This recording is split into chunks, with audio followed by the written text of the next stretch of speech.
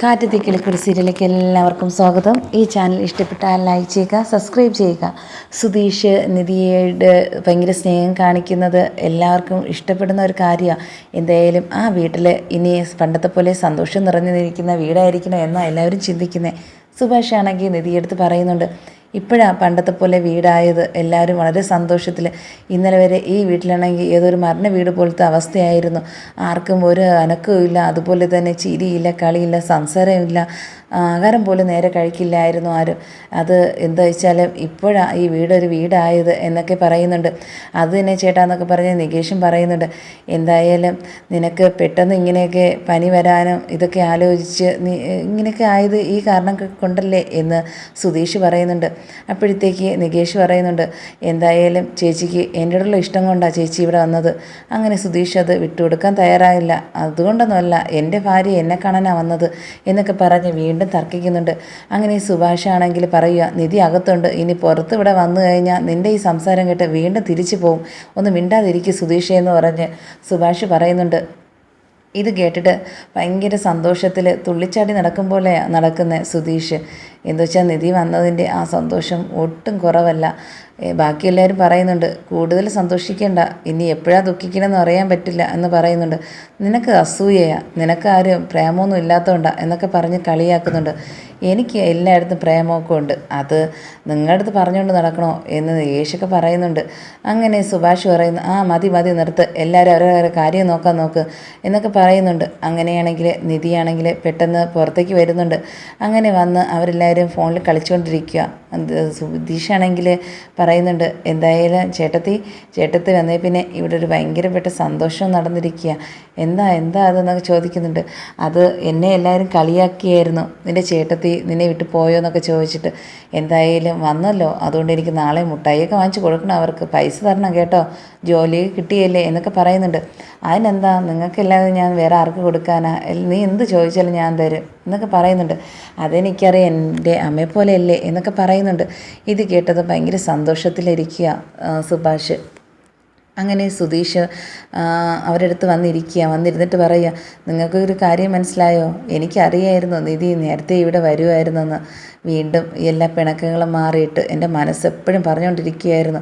അതുമാത്രമല്ല, എൻ്റെ അടുത്തുള്ള ഇഷ്ടം കൊണ്ടല്ലേ അവൾ തിരിച്ചു വന്നത് എന്നും പറയുന്നുണ്ട്.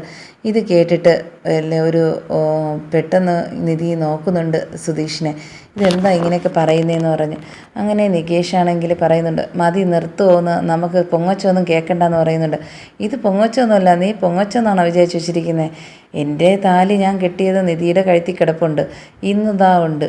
ഇത് ഇല്ലെന്ന് പറയാൻ പറ്റുമോ നിങ്ങൾക്ക് ആർക്കെങ്കിലും? ഇതുവരെ എന്ത് പ്രശ്നം ഉണ്ടായിട്ടോ അത് ഊരിക്കളഞ്ഞിട്ടും ഇല്ലല്ലോ. അതുകൊണ്ട് താലി കിടക്കുന്ന അത്രയും കാലം എൻ്റെ ഭാര്യ തന്നെ, ആ അവകാശം ഞാൻ കാണിക്കുകയും ചെയ്യുമെന്നൊക്കെ വീണ്ടും ഇരുന്ന് പറയുന്നുണ്ട്. ഇത് കേട്ടിട്ട് നിധിയാണെങ്കിൽ പതുക്കെ എഴുന്നേൽക്കുന്നുണ്ട്. എഴുന്നേറ്റ് എന്ത് ഉദ്ദേശത്തോടെ എഴുന്നേൽക്കണേന്ന് ആർക്കും മനസ്സിലായില്ല. നികേഷും സുഭാഷും ഒക്കെ പെട്ടെന്ന് വരുന്നുണ്ട്. അവിടെ വന്നിട്ട് പറയുന്നുണ്ട്, എന്താ മോളെ? ഇല്ല, പറഞ്ഞത് കേട്ടില്ലേ? എനിക്കിത് കേട്ടപ്പോഴത്തേക്കും എന്ത് പറയണമെന്നറിയില്ല, എന്നാലും എനിക്ക് പ്രവർത്തിക്കാനല്ലേ അറിയാവുള്ളൂ, ഞാനത് കാണിച്ചു തരാം എന്നൊക്കെ പറഞ്ഞിട്ട് അടുത്തേക്ക് പോകുന്നുണ്ട്. സുധീഷിൻ്റെ അടുത്തേക്ക് പോയിട്ട് ഉടനെ തന്നെ ആ താലി ഊരി സുധീഷിൻ്റെ കയ്യിൽ കൊടുക്കുന്നുണ്ട്. ഇത് കൊടുത്തത് എല്ലാവരും ഞെട്ടി നിൽക്കുക. അതുമാത്രമല്ല, ഇങ്ങനെയൊന്നും സുധീഷ് പ്രതീക്ഷിച്ചതുപോലുമില്ല, നിധി ഇങ്ങനെ താലി ഊരി തരുമോ എന്നൊന്നും. അത് ഭയങ്കരമായിട്ട് ഞെട്ടിയത് സുധീഷാണ്. അതുപോലെ തന്നെ ബാക്കിയുള്ളവർ അന്തം വിട്ടതുപോലെ നിൽക്കുക. ഇതെന്താ സംഭവിച്ചതെന്ന് ഒരു നിമിഷം കൊണ്ടാണ്, ഒരു വാക്ക് കൊണ്ടാണ് ഇതെല്ലാം ഇങ്ങനെയൊക്കെ മാറി മറിഞ്ഞത്.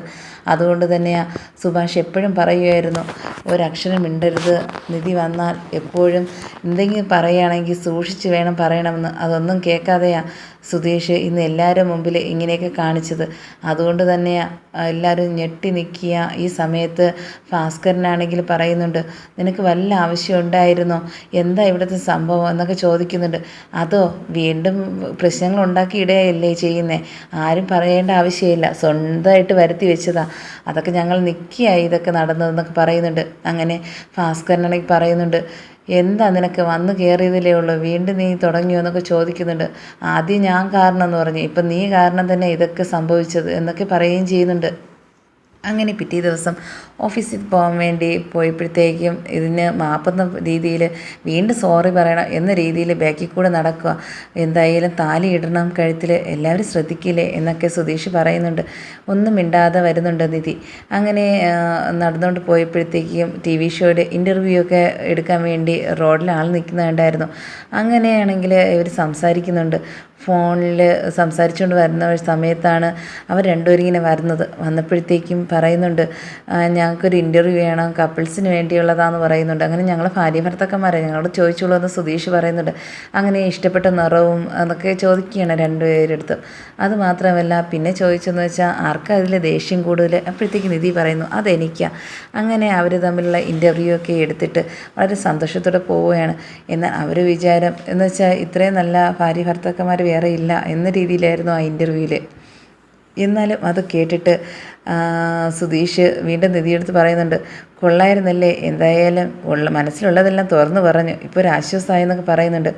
എന്തായാലും ഇന്നലെ പറഞ്ഞതൊന്നും ഞാൻ മറന്നില്ല, ഇന്നലത്തേക്ക് ഓർമ്മയില്ലേ, ഇനി ഇത് ആവർത്തിക്കല്ലേ, ഇനി ആവർത്തിച്ചാൽ ഞാൻ ഇനി വീണ്ടും തിരിച്ചു പോയാൽ പിന്നെ ഈ വീട്ടിൽ വരില്ല എന്നൊക്കെ പറഞ്ഞ് ഭീഷണിപ്പെടുത്തുന്നുണ്ട്.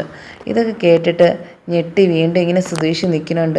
നിധിയെടുത്ത് വീണ്ടും പറയുന്നുണ്ട്, എന്തൊക്കെ കാണിച്ചിരുന്നാലും എനിക്ക് നിന്നോടുള്ള ഇഷ്ടമൊന്നും മാറാൻ പോകുന്നില്ല കേട്ടോ എന്നൊക്കെ പറയുകയും ചെയ്യുന്നു.